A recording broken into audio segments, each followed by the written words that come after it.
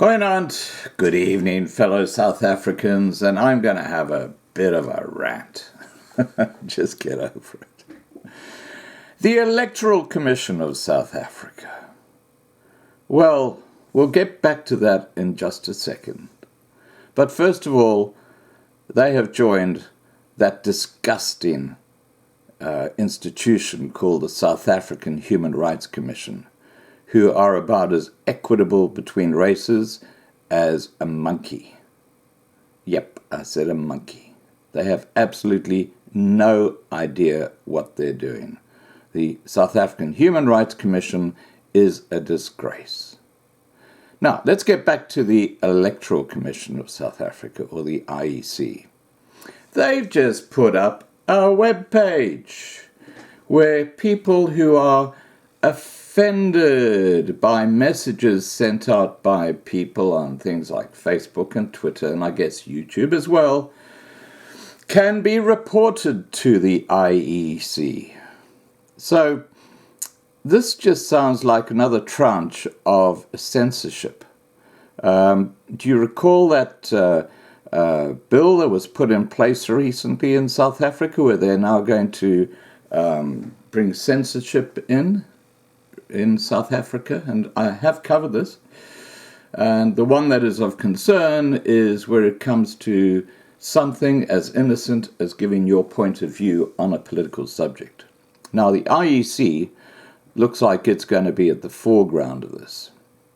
They are going to be monitoring complaints about social media comments or videos, I guess, that are placed up on the internet.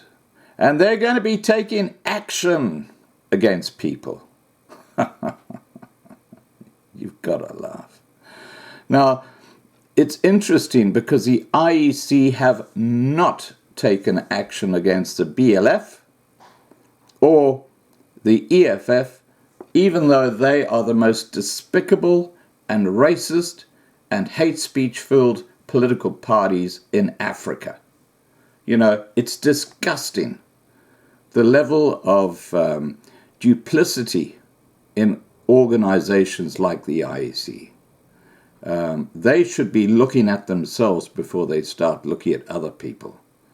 They, like the South African Human Rights Commission and the government itself under Ramaphosa, they're all a complete disgrace.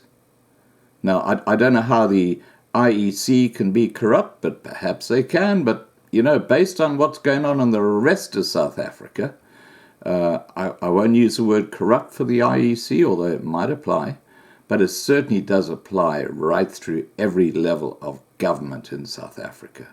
And that Zimbabwean lady whose video I just posted spells it out. Now, please remember to subscribe to be kept informed. And here comes the video where the IEC announced their new webpage.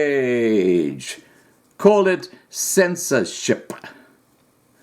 21 million Facebook and 8.3 million Twitter users in South Africa, social media is at the center of the political landscape. Worried about potential damage that misinformation peddling could have on the integrity of the elections, the IEC has partnered with Media Monitoring Africa to launch this website. Once a complaint is submitted online, it will be referred to a panel under the IEC's Directorate for Electoral Offences. This panel, which has expertise in media law, social media and disinformation, will assess and investigate the complaint and make a recommendation to the Commission for consideration. Mamabulo says possible sanctions include requesting social media outlets to remove the misinformation, political parties to provide clarity, and if necessary, institute criminal or civil litigation against the wrongdoer. The site will contain a database of all complaints received and their progress so that other social media users can see if an issue has already been dealt with and what the outcome was. The IEC admits it will not be able to monitor every misleading message on social media. It says it relies on social media users themselves to keep an eye on each other. Muluku Mulot, Centurion.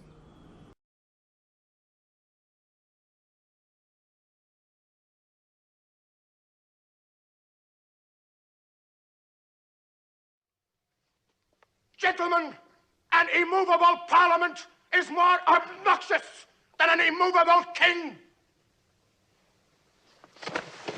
They're drunkards, tricksters, villains, whoremasters, godless, self-seeking, ambitious tricksters. You are no more capable of conducting the affairs of this nation than you are of running a brothel. You are scum, sir. And not truly elected scum at that. This is no parliament. I shall put an end to your sitting. I hereby declare this parliament dissolved.